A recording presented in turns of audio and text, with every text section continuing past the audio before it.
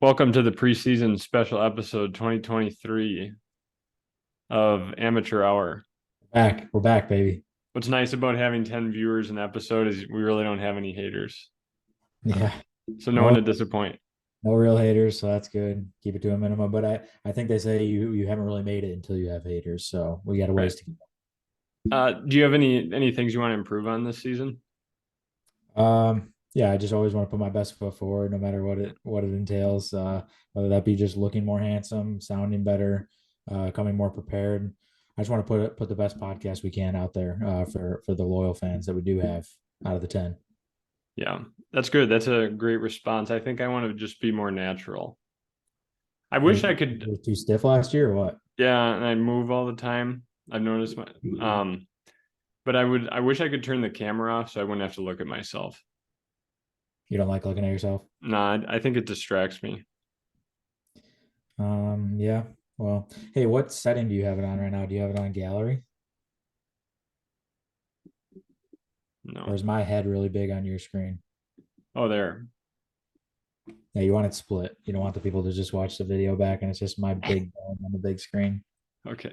We're switching it up this year. I did the recording last year and the posting last year. So John nicely volunteered to take the reins this year. We'll see how that goes. He's excited to do that. I'm excited to have the season of him taking that over. So we'll see how that goes, and then maybe we'll alternate every other year or something. We'll go from there. But I'm looking forward to the new and improved Amateur Hour podcast with John taking the reins.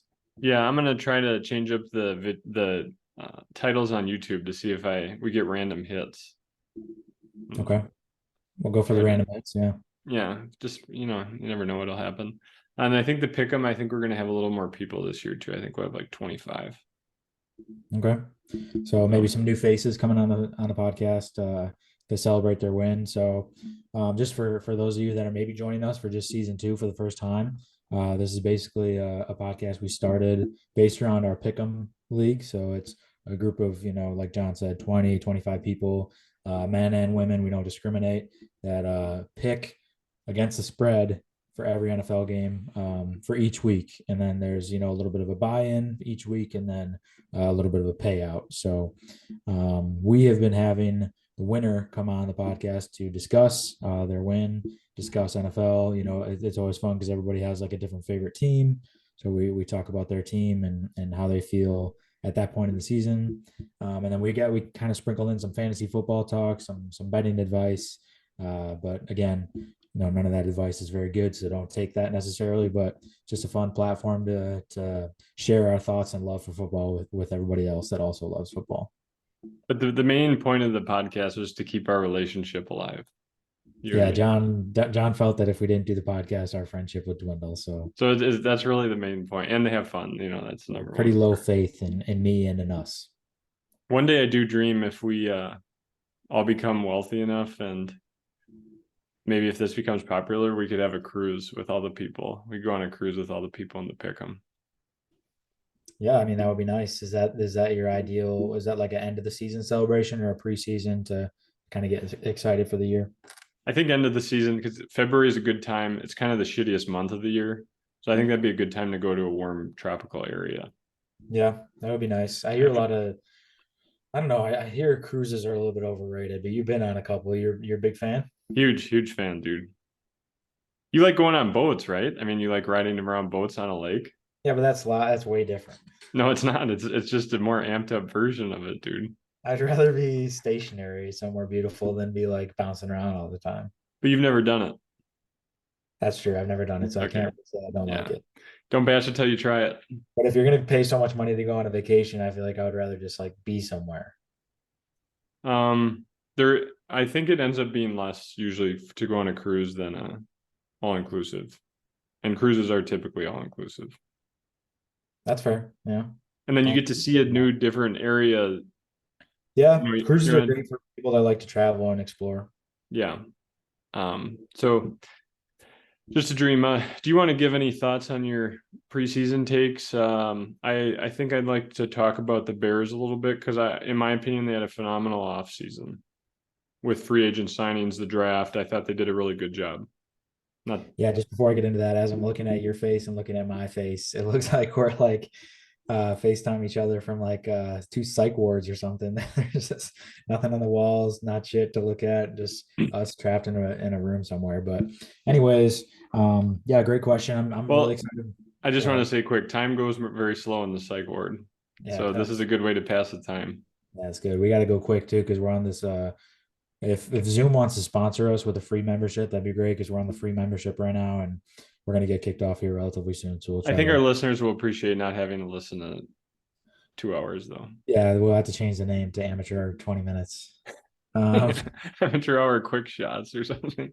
so yeah, I feel great about the Bears. I usually feel pretty good about the Bears going into the season, so I hope I'm not led astray and devastated again.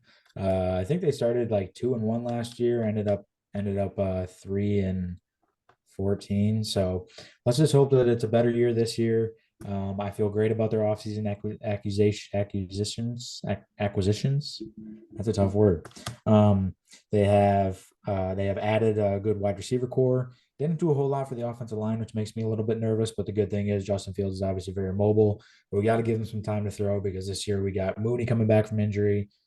Claypool is hopefully improved from the last year. And then obviously bring in DJ Moore, which is massive for the whole team, the morale, everything about the Bears. DJ Moore is a huge add. And then we added some picks too with that Carolina trade. So hopefully Carolina blows this year because we get their first round pick next year. So if it's top 5, something like that, that'd be wonderful. So yeah, I'm just excited to see how the Bears do. You got the draft class pulled up there. So there's a couple of notes to hit on. I do love Darnell Wright. He's a good offensive tackle. I was really bummed that they passed on who's the guy from Georgia that they didn't pick that went to the Eagles the very next pick. The car accident. Yeah, Carter, I think Jalen Carter. I Yeah. was really really excited when he like fell to the Bears, but at the same time we needed an offensive tackle. Apparently he's having a really good preseason. I haven't even watched much preseason yet. So I'm happy about that. I just said they didn't do a ton for the offensive line, so I'm glad they went to the draft to find a good one. A couple defensive players there. Tyreek Stevenson should be a starting cornerback right away. You got Pickens and Dexter in the interior. We needed some defensive tackles. Roshan Johnson was kind of a weird pick, I thought, just because they added these names are sometimes hard to Is it remember. Foreman? Yeah, Deontay Dante Foreman? Foreman from Carolina. Yeah. I really like that ad. So, but they drafted Roshan Johnson, who's apparently a really good running back. He was just stuck behind Bijan Robinson, who, I know you're really excited and high on. And then my boy Noah Sewell from Oregon. So added some good players in the draft. I'm excited to see who contributes right away. Yeah. I mean, they did lose David Montgomery, kept Khalil Herbert. Um, yeah, I think everyone's so focused on fantasy, myself included. I don't really know. Like I notice when the Packers draft defensive players high, but I don't no one really gets excited about offensive tackles being drafted early or centers. But I think, I would assume a first round pick, if you're going 10th overall, you got to be a pretty good lineman, right? Yeah, apparently like and the Bears GM is kind of offensive line train. He was an offensive lineman. I think he was like an assistant coach for offensive line for a little bit. So he's very passionate about that area and I think everybody in the Bears corner and the Bears camp are feeling really confident about Darnell Wright being a really good contributor right away. So they have a pretty young offensive line, but hopefully that just means that they can gel together and learn and mold and become a good offensive line. But I Yeah, guess it's only time will tell at this point. I did like the Tyler Scott pick. I think he's a so Darnell Mooney is a receiver they had, and then they got Chase Claypool from Pittsburgh last year, and DJ Moore can definitely be an alpha. I think that to me was like one of their best offseason moves because they just did not. I think like Cole Kmet led the team in targets or something crazy, stupid like Yeah, that. they needed like an alpha number one wide receiver. Like Right. I And love I Darnell, think but I don't think he's a number one. Like and who's now that? Darnell Mooney. No, he's too small. So now he's become like a number three, and he's an incredible number three. Yeah. And that Tyler Scott could be very promising too. I would think he had to play on that Cincinnati team that went to the college football playoffs. So Yeah. they've definitely played good players. And if I remember right, he's a pretty he's built like an X receiver or an alpha receiver. He's close to 200 pounds and like 6'1". So Yeah, he's you never probably know. I mean, I think they got Darnell Mooney in the fourth or fifth round, so this guy could be really good. And yeah, the Roschon Johnson pick was really good as well. He's apparently an excellent pass blocker, which people don't talk a lot about with running backs, but that gets you on the field if you can be out there and provide some pass protection, especially with a mobile quarterback. That'll help a lot. Yeah, So definitely. I think he'll be a good like third down back for us. He might, get it, work his way up to be, probably the number three guy, which a lot of people might think that the number three guy doesn't see a lot of playing time, but behind Foreman and Herbert and then Roschon Johnson, I think that's a pretty good like three-headed monster. Hopefully. yeah, they I just think they did really well. I just want to pull up the. Do you mind if I talk about the Packers a little bit quick? Oh, please do. I was just gonna turn the tables and ask you how you feel about the Packers offseason. Obviously, a lot is changing in Green Bay with Aaron Rodgers gone. So I just wanted to hear kind of your thoughts and if you're what you're looking forward to in the season. So I did get to go to 2 or 3 training camps, and I went with my mom to the preseason game last night. Jordan Love looks promising.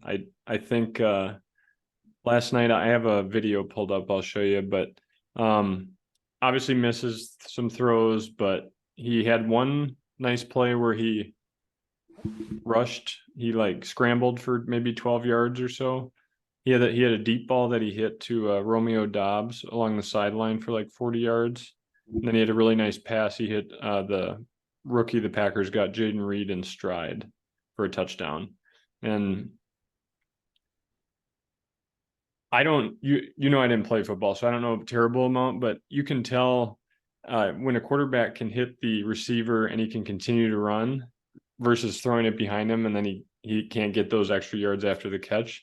It's like a minute detail you don't notice maybe during the game, but when you watch highlights later, you're like, oh yeah, that was a good throw because he hit him right in stride and he could continue to run for the touchdown. And that's what Aaron Rodgers is really good at. I mean, just being extremely accurate like that. So there's promise. And he throws the ball really, it's fast.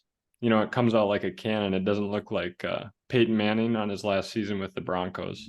Yeah. So I don't know.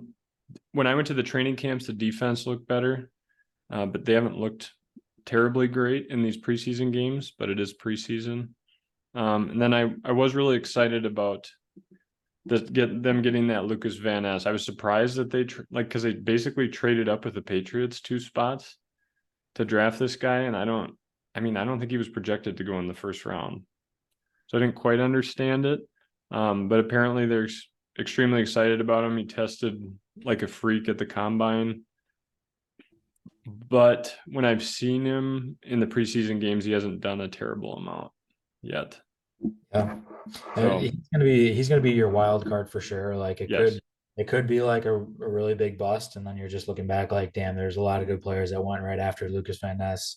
yeah, But Iowa's produced some pretty good NFL players recently, so he could be like the next Clay Matthews or something, like a linebacker type hybrid that can come off the edge and apply pressure to quarterbacks around the league. So it's going to be a big like wait and see kind of guy there. But I can tell you, being a Pac-12 guy, Luke Musgrave is a really solid tight end. I think that was a good pickup for them, especially because we just talked about the Bears, but the Bears got Robert Tonyan from the Packers. So yeah. when Bob Tonyan leaves, you got to kind of plug someone new in, and Luke Musgrave would give the Ducks hell. So I think that was a good pick there.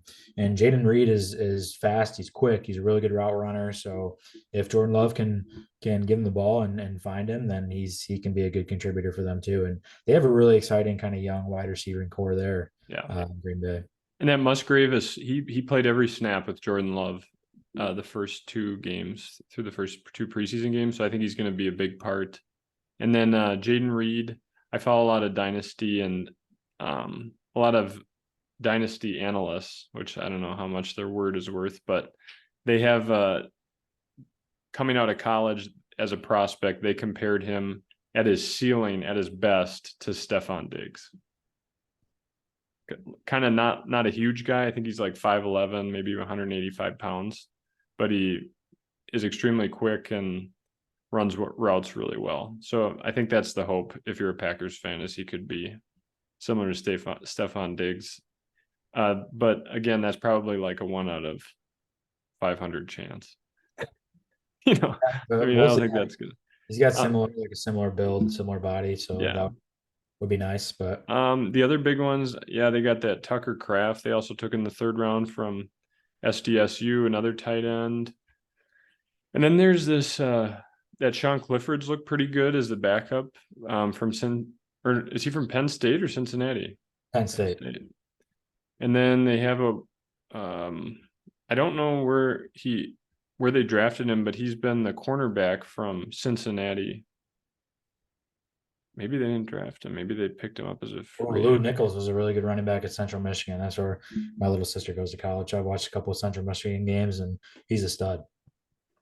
How do Okay, you I feel? don't know. How do you feel about their running back room coming into this year? Do you think losing Aaron Rodgers will help those running backs be more productive, or do you think that it's going to hurt them a little bit by maybe putting more pressure on them to be successful? I think uh, yeah, as just a fan, I think that they will get more opportunities because I think it's going to be Matt LaFleur's offense. So we'll get to see if he's actually a good coach or if it was just Aaron Rodgers making him look good, you know? Yeah, But I I just think just from looking at those first two drives in this last preseason game, it looks like they're going to run it a lot or like do running back screens, more shit. Like, yeah, they're going to be way more involved than they were with Aaron Rodgers, I think. So, I could see them turning into more of like a 49ers type approach where it's like set up the run first in order to help your pass game be more successful, like take a lot of pressure off the quarterback. And 49ers usually do a really good job of like making sure like most people could play quarterback in their offense because they take a lot of pressure off having like really good running game. So you have a good, I would even argue three-headed monster with the backs you have there, your little thunder and lightning with the 1-2 punch, and then Lou Nichols the third. I think he'll contribute this year, yeah. if not this year, pretty soon. So Yeah, so and I think that McVay came up the same way that Shanahan did from the 49ers. yeah, they're So both in the Redskins system. yeah. I just wanted to talk about some coaching changes quick. I got the list pulled up here. Are there any ones that stick out to you? I mean, I think the one that I think is the biggest move in the offseason, who I think will have the most success, is going to be Sean Payton. The Broncos obviously had a really bad year last year. They really struggled. It made Russell Wilson look really bad. He made the team look bad.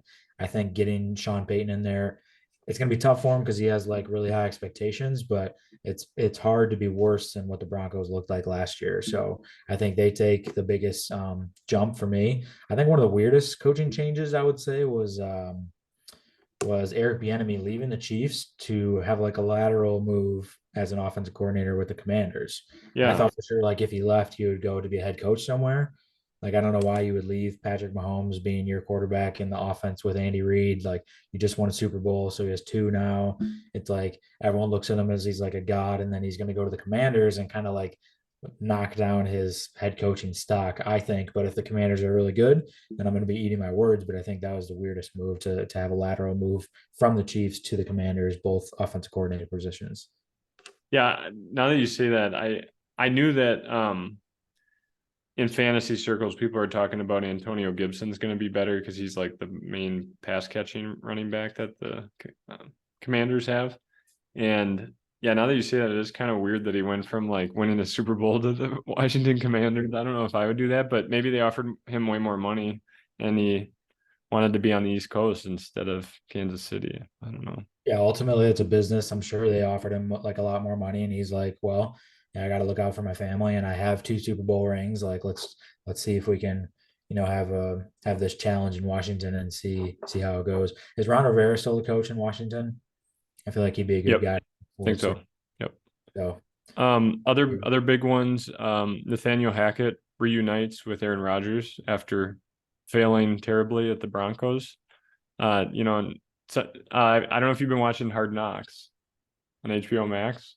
I don't have HBO now. Oh, damn, it's awesome. Um, Especially so if you don't know, they're following the Jets, and they kind of it made me like Aaron Rodgers more, even though he went there and then takes a massive pay cut. Um, oh no, we got 10 minutes left. That's a 10-minute warning. It's good that they give us a timer at That's least. nice. Yeah, the timer's going. Yeah, so Rodgers left, took a pay cut so they could go get Dalvin Cook and get all these other players. He would not have done that for the Packers. He just tried to milk us for all we were worth, dude, every single last dollar.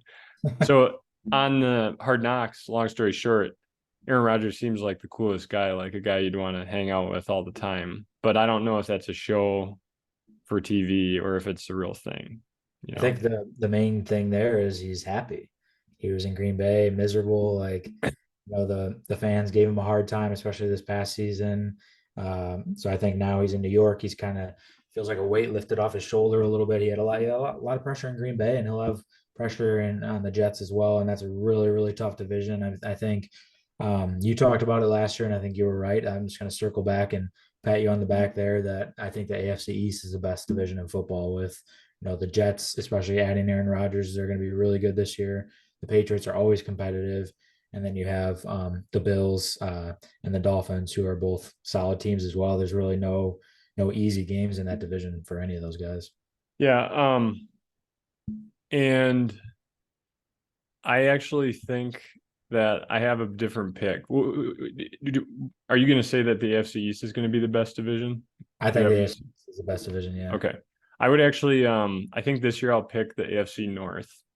Um, Bengals, Ravens. Ravens, I did want to say got a new offensive coordinator, so they won't be just running the ball and playing slow all the time. So hopefully we'll get to see Lamar Jackson throw the ball more. Browns, if Deshaun Watson improves, he looked like crap last year, but with the whole offseason of practice, he might look better. And then the Steelers. That's a pretty stacked division from top to bottom as well, especially if Kenny Pickett makes a big jump this year. Yeah. No, that you're not wrong there. And Dude, the obviously, AFC is stacked, man. I'm glad the Packers don't play in the AFC. yeah, me It's too. And like there's then, the only shit division is that AFC South with the Jaguars, Titans, Colts, Texans. But yeah, the West is scary as hell too, I think. yeah, West was my pick last year as the best division, and I think I'm kind of a homer, but we're looking at these coaching changes here. I think that the Chargers adding Kellen Moore as an offensive coordinator Yes, is really helpful for the I agree. Chargers. Yep. They already have like a ton of weapons. They have Justin Herbert, obviously, so I'm kind of like a homer there. But I think that Kellen Moore is going to kind of open up that offense, let him sling it a little bit more, and Austin Eckler is going to contribute out of the backfield, catching the ball, and they just have so many playmakers, and I think Kellen Moore is a good offensive mind. So I think that they're going to have a lot of success. Yeah, that was another big one. I just from as a fantasy perspective as well, that was a huge because that Dallas offense was I thought it was phenomenal. I actually don't know. I think they got rid of him, right? Like they cut him or did he leave? I think he left. He left. Okay. Well, I think it's going to be awesome to watch the Chargers, and I know you're a fan of Justin Yeah, Herbert. So, Chargers are probably um, my second favorite team, so I'm excited for them. the one thing I don't understand, maybe you can shed a little light on it quickly. Frank Reich, what? I mean, the Colts look effing terrible, and he just gets scooped up right away by the Panthers. I mean, like he doesn't have to sit out a couple years or do something different. Yeah, I don't know, man. I think like it's interesting to me when NFL coaches just get like shuffled around um instead of like teams trying new things. They're like, well, this guy sucked ass as a head coach at this team, but let's see if he doesn't suck ass on our team. Like, Yeah, dude, if he sucks, he sucks. Like, try something new. Bring in one of the top college coaches. Like, bring in an offensive coordinator that had a lot of success or a defensive coordinator that was solid. Like, why do we like? No offense to Frank Reich, but yeah, the Colts were ass, and I wouldn't be like chomping at the bit to get him to come lead my team. That's for sure. no, and I actually I do hope for the best for that is it D'Amico Ryan that went from Yeah, the 49ers? I hope for the best because the Texans, I feel like that's another like just loser team. Like if they did well, no one's going to be upset. They're going to be like, it's the Browns, it's the Jets, like these Bears. I think these teams that are perpetually bad when they do well, you're kind of excited for them. yeah, that's kind of scummy of you to say, but Lions, I hope D'Amico Ryan is good. I hope the Texans are good because yeah, it's good to see those like underdog teams, have good years like the Jaguars last year. It's kind of fun to watch. I think they lost in um like divisional round against the Chiefs, and they were close. I think they were leading at some points of the game. So cool to see teams like that, and hopefully the Browns.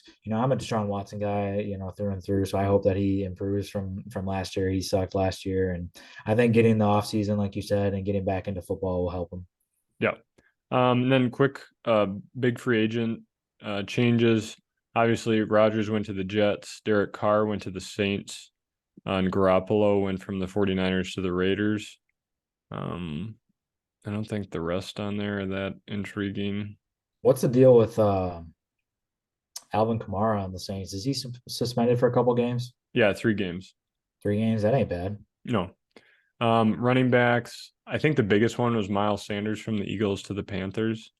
And then we talked about David Montgomery and Deontay Foreman going to the Bears. But DeAndre Swift went to I think the Eagles traded like a pick for him or something from the Lions. Yeah, so they're high on him, and he never He really didn't give him that much though. he didn't do much on the Lions, so we'll see if he does stuff on the Eagles. I mean, they made Miles Sanders. Miles Sanders had a good year last year. He's always been on like my no draft lists ever since I've had him 1 or 2 years in fantasy, and he just gets injured and sucks. And then of course last year I didn't pick him, and he has like 1,200 yards and it has a good season. So And then wide receivers, I think the biggest one was DeAndre Hopkins to the Titans. DJ Moore, like we talked about, another great pickup by the Bears. And then it'll be interesting to see if Odell Beckham still has it. yeah, I'm interested to see that one for sure of the Odell Beckham Jr. and see if he can, come back and be helpful because the Ravens really never have good receivers. And now they drafted Zay Flowers, they added Odell Beckham Jr. So it gives Lamar Jackson some weapons and that new offensive coordinator some toys to play with. So Can I show you this video real quick? yeah, sure. This is that touchdown, this beautiful pass by Jordan Love. Good feet. Right in stride. And AJ Dillon had that nice pickup block. So Yeah, just kind of carried the momentum right into the end zone. we're at least hopeful, but with these young quarterbacks, you can see them get hit. If they start getting hit, I mean, I feel like the younger they are, the more rattled they get. Yeah, but any guy that's played football knows that the hits are coming, and those True. NFL quarterbacks can take a lot of hits, I would say. Yeah. So we covered a lot. We got 2.5 minutes left. I think we covered a lot. Is there a team? This is another question I wanted to ask you. Is there a team besides the Bears that you look forward to watching this year? Is there another team you're gonna tune in to see how, the new rookie quarterbacks, one of those teams, or any favorite Yeah, college players? I mentioned it a little bit, but obviously the Chargers are probably my second favorite team. I love Yeah. watching the Chargers. They're fun to watch. They get a lot of primetime games, which is cool. But I'll throw a different one at you. I think seeing CJ Stroud on the Texans with D'Amico Ryans as the new head coach there, and then they got Will Anderson as well. They got like the number 2 and number 3 overall pick in the draft. So kind of offensive, defensive guy get in on the same team at the same time is going to be cool to see if they translate well to the NFL. I was pretty high on CJ Stroud, so I'm Same. excited to see if I was right or wrong. Obviously, Yeah. he'll get a couple more years to see it play out, but at least initially, I want to see how that pans out in Houston. I know he had like probably one of the greatest wide receiver cores any quarterbacks had in college, but he, by all advanced metrics, was the most accurate quarterback of those ones taken in the first round. Yeah, I mean, that's the thing about Ohio State quarterbacks is they always have like studs as wide receivers, but you also have to be able to get them the ball. You're getting pass rushed by the Big Ten defenses, so it's not like you're playing like scrub defenses. So they're good quarterbacks. So we'll just have to see if it translates to the NFL. Yeah. I think I will say the Ravens. I just want to see because Lamar Jackson, I don't think has ever passed for, maybe he's gone over 3,000 yards once. So I'm going to be interested to see if he's actually got the juice in the arm.